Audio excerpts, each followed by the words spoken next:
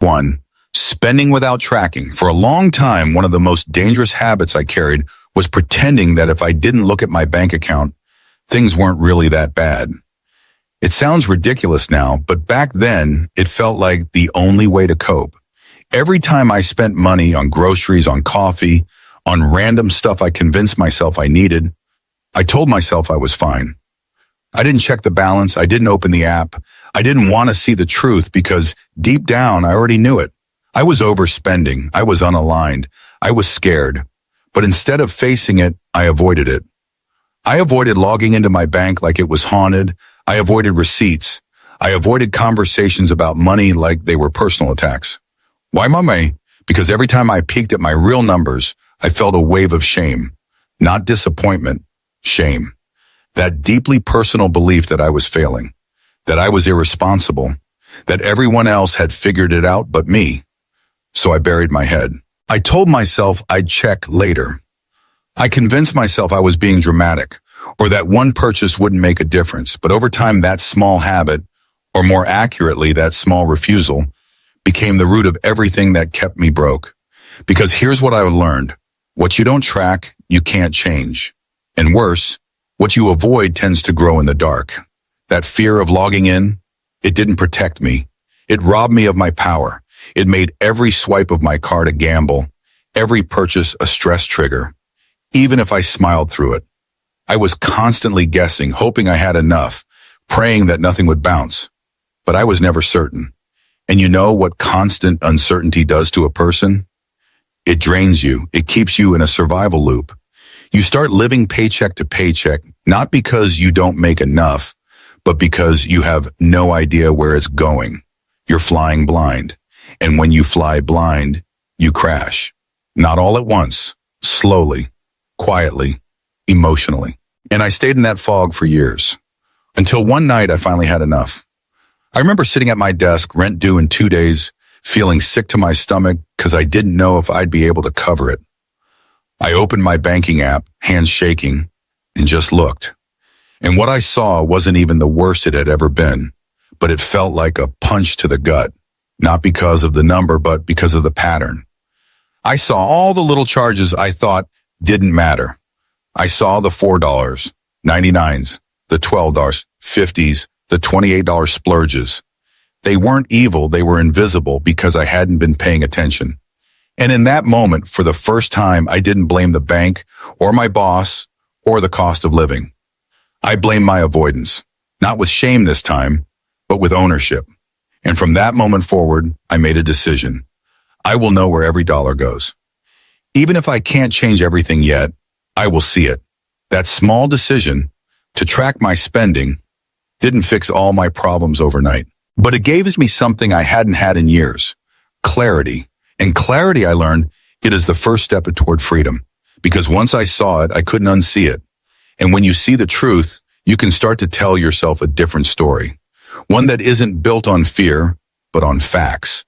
One that says, I may not be where I want to be, but I know exactly where I stand. And when you know where you stand, you can start moving forward with intention. It started small. I'd write down every purchase in my notes app. At first, it felt tedious, but within a week, I noticed something incredible. I started thinking before spending, not from guilt, from awareness.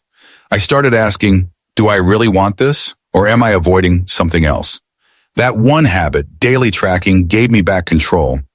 I started to understand my patterns. I saw where my money flowed and where it leaked. I didn't need to cut everything. I just needed to see clearly, and slowly, my anxiety started to fade. I didn't fear my bank account anymore. I started checking it like I checked the weather. Not always happy, but always prepared. I knew what was coming. I knew what had gone, and that knowing made me powerful. Not rich, powerful, because now I wasn't reacting to my money. I was responding to it, making decisions with intention. That habit, as simple as it sounds, was the foundation of every other habit that came after. Saving, budgeting, investing, all of it was built on awareness. And I wish someone had told me sooner, you don't need more money to take control. You need more clarity. And clarity starts with tracking. So if you're stuck, if you're scared to look, if you feel like things are worse than you can handle. I get it. But I promise you, the fear you feel now is nothing compared to the peace you'll feel once you finally face it. Don't wait for motivation. Don't wait for rock bottom. Open the app. Look. Start today, because what you track, you transform. And sometimes all it takes to change your financial life is the courage to look. 2. Saving what's left instead of saving first. For years, I lived with this financial lie that seemed harmless on the surface. The belief that I'd save whatever was left over at the end of the month. It sounded reasonable, responsible even. Pay the bills, handle life, then save if there was anything left. I told myself that made sense, that once I earned more, I'd start saving more. But the truth? There was never anything left. Ever, no matter how much I made, whether it was a tight month or a good one, I always somehow landed at the same number. 0.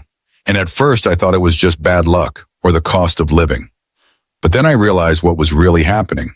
I was trying to save with leftovers, and leftovers are never consistent, especially when you're dealing with life. Rent, groceries, last-minute plans, random birthday gifts, car repairs, cravings, impulse buys, delivery fees, subscriptions. I forgot I had. It all added up, slowly, quietly, and completely. By the time the end of the month came, I'd look at my bank account and think, next month will be different. But it never was, because I was saving with intention, but not with action. I meant to save, but I never made myself save. And there's a massive difference. You can't build a future on good intentions. You build it with systems.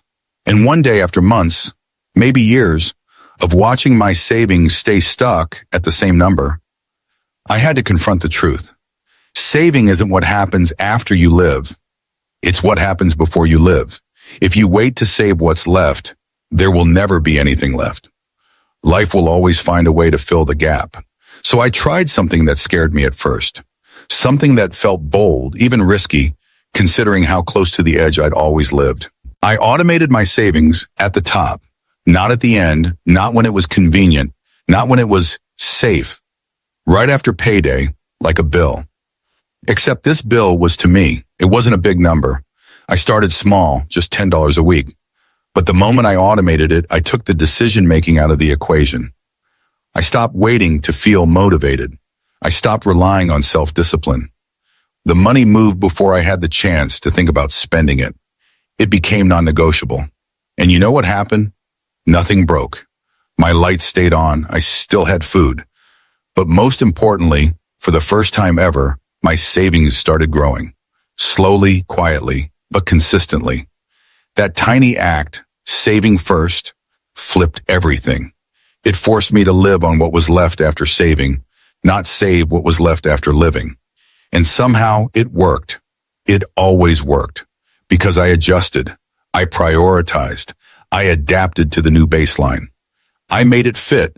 And the wildest part? It didn't feel restrictive. It felt empowering. Because I wasn't saving if I could. I was saving because I could. I made myself the first priority, not the last. And that changed how I saw everything. I started increasing the amount slowly.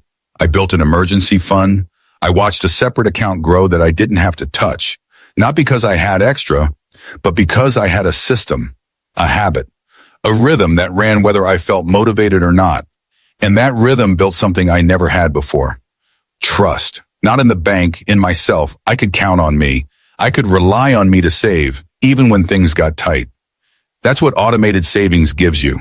It's not just money in the bank, it's evidence.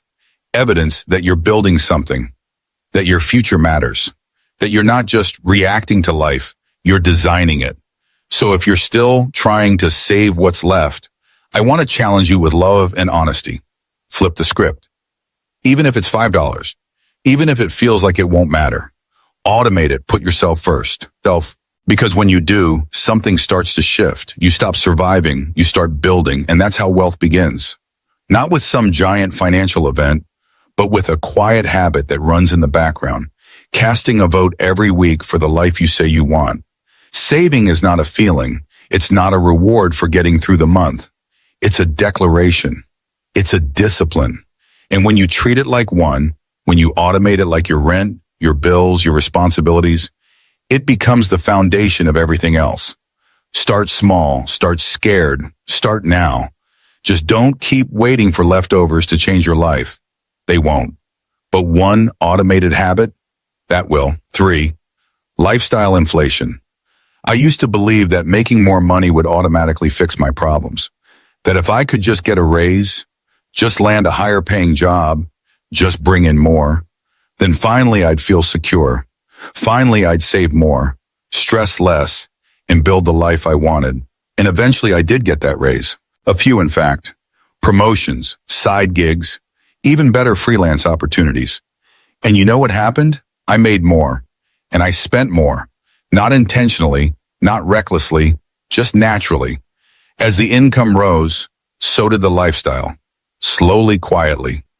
Justified every step of the way. The upgraded phone plan, the better gym, the nicer clothes, the weekend trips that I deserved. The takeout that became routine instead of a treat. My paycheck grew, but my peace didn't. And one day I woke up and realized I'm earning more than I ever have. And I still feel broke. Still living paycheck to paycheck. Still checking my bank balance before buying groceries. Still stressed, still stretched, still searching for that feeling of financial relief I thought money would bring. That's when it hit me. It wasn't my income that was broken. It was my mindset. I had fallen into the trap of lifestyle inflation. That sneaky, silent pattern where you raise your standard of living every time your income increases, without raising your savings or investments. And the worst part? It feels normal. Society rewards it. Friends applaud it. You got promoted? You deserve a better car. You're making more? Let's celebrate at that new restaurant. You've worked hard. Treat yourself. And while yes, celebration matters, joy matters, life is meant to be lived, there's a difference between occasional enjoyment and habitual expansion. I had turned every increase in income into a new excuse to spend, and it cost me years of potential growth. Because every raise I spent meant one less raise I used to build, and every new bill I added meant more pressure, not less freedom. Until I realized something radical. Every raise is an opportunity, not to live larger, but to live smarter. What if, instead of upgrading your life every time your income increases, you upgraded your future? What if you locked in your lifestyle where it is just for a while and let the new income go to work for you? That idea changed everything. The next time I got a raise, I did something I'd never done before. I didn't touch it. I increased my savings automation. I bumped up my investments. I created space in my life, not more stuff.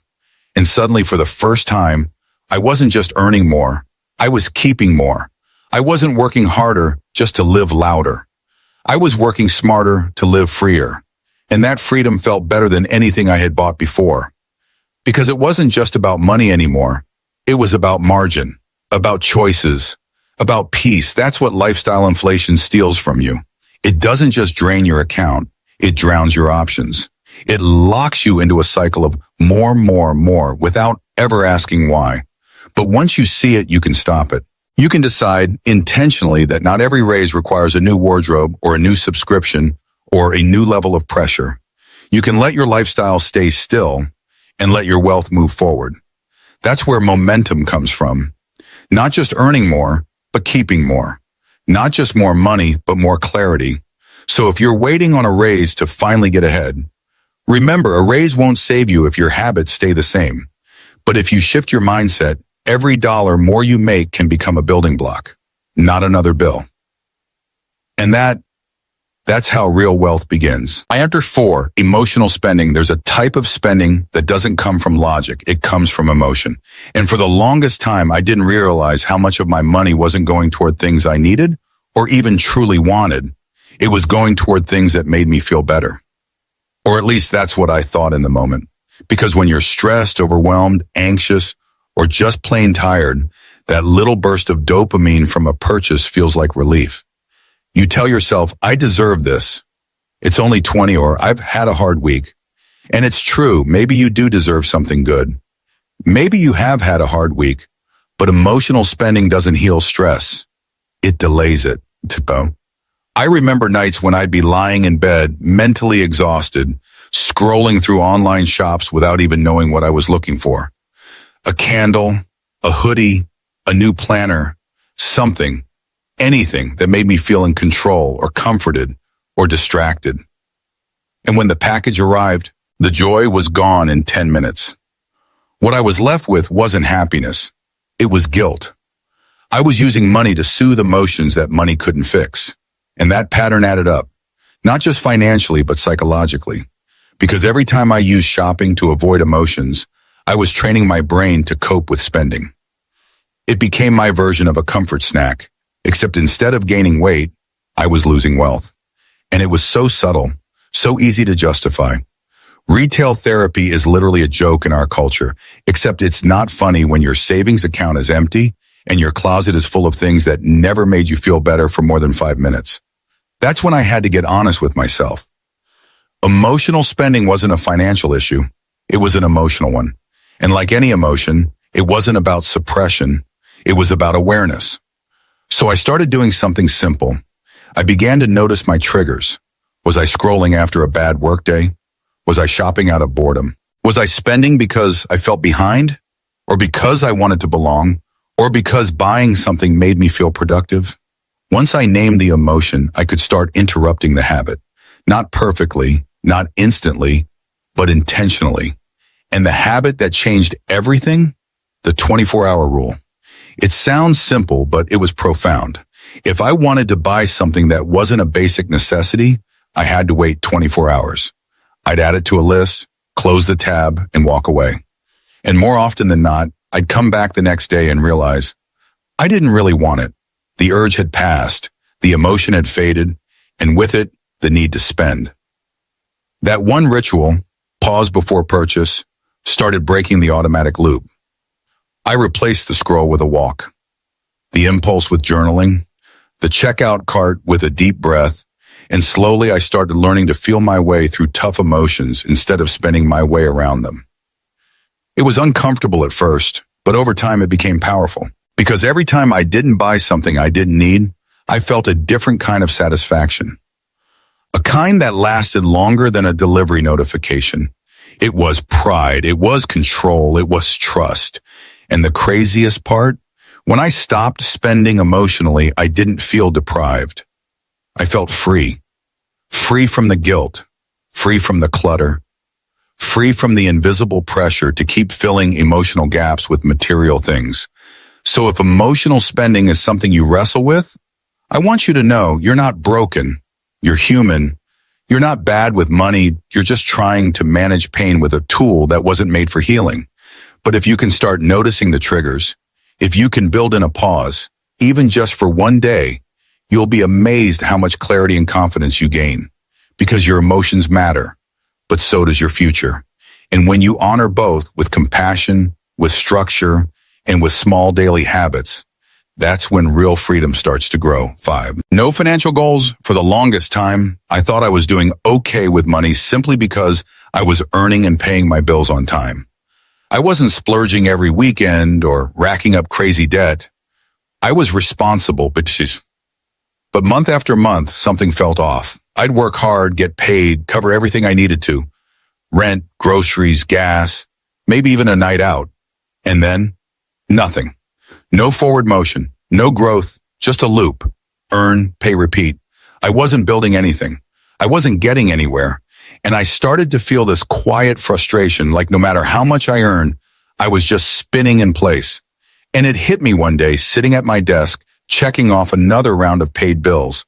I had no actual goal, no vision, no destination, just activity, just motion. I was managing money, but I wasn't leading it.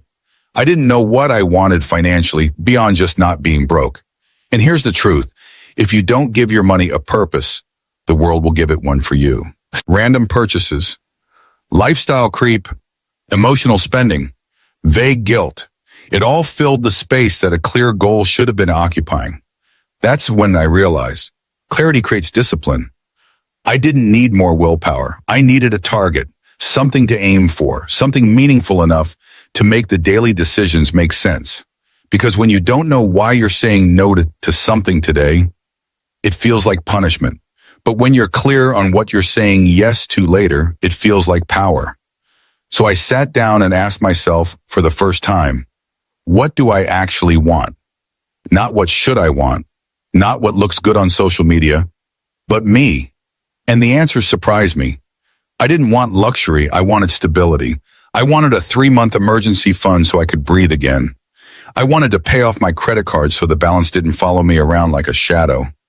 I wanted to invest enough to buy back some of my future time. Those goals weren't glamorous, but they were mine.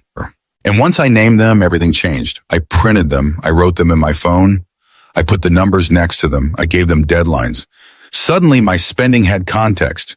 My habits had weight. Skipping takeout wasn't about restriction. It was about getting closer. Tracking my expenses wasn't about guilt. It was about alignment. I started treating money like a tool, not just a task. And that shift gave me something I never had before. Direction. I wasn't just earning, I was building. And the progress felt incredible. Because every time I saved $1 or delayed a purchase or said not yet to something tempting, I saw that goal coming closer. That clarity pulled me forward on the days when discipline felt hard. And the craziest part? I started hitting those goals faster than I expected because I was actually aiming at something. So if you're feeling stuck, not because you're failing, but because you're flatlining, ask yourself, what are you aiming for? What does success look like? Not just more money, but why? What does that money allow? What does it mean? Name it. Write it down. Give your money a reason to work. Because when your goal becomes clear, your habits start to fall into place. And the momentum? That comes next. 6. Relying on motivation, not systems. If there's one thing I've learned the hard way, and maybe you've felt it too, it's that motivation is unreliable. For a long time, I believed that the key to fixing my finances was just trying harder. I'd hit payday, feel that surge of relief and energy, and make all kinds of promises to myself. This time, I'd track everything. This time, I'd stop eating out. This time, I'd actually build that budget and stick to it. And for a few days, I'd do okay. I'd be hyped. I'd color code spreadsheets. I'd calculate how fast I could save $10,000 if I just followed through. I was motivated, inspired, and ready to transform my entire life. Until I wasn't. Because like clockwork, motivation faded. Life happened. I got tired. I got stressed. A bad day at work turned into delivery food. A busy week turned into forgotten expenses. I missed one habit, then another, and before I knew it, I was right back where I started. Frustrated, guilty, and telling myself, I'll try again next payday. And that cycle, guilt, effort, burnout, repeat, kept me stuck for years. It wasn't that I didn't care. It wasn't that I was lazy. It was that I was relying on willpower to do the job of systems. And willpower is like a battery. It drains, especially on hard days, especially when you're overwhelmed. But systems don't rely on how you feel. They work even when you're tired, even when you're not in the mood, even when you forget. That's what changed everything for me, realizing that the most successful people aren't more motivated than the rest of us. They just build systems that keep them on track without needing motivation. So I stopped building plans that required perfect discipline. I started building defaults. If I wanted to save, I automated it. If I wanted to track spending, I set up a recurring calendar reminder. I created a weekly money ritual on Sundays with my favorite playlist and coffee, something enjoyable so I didn't dread it.